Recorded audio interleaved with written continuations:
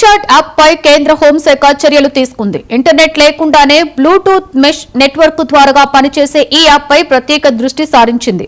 App ను black చేయాలని Git hub ని కేంద్రం సూచించింది. ఇప్పటికే బిట్చాట్ వినియోగంపై ఢిల్లీ పోలీసులు దర్యాప్తు చేపట్టారు. భద్రతా అంశాల దృష్ట్యా యాప్ వినియోగాన్ని కేంద్రం నిశితంగా పరిశీలిస్తున్నట్లు తెలుస్తోంది.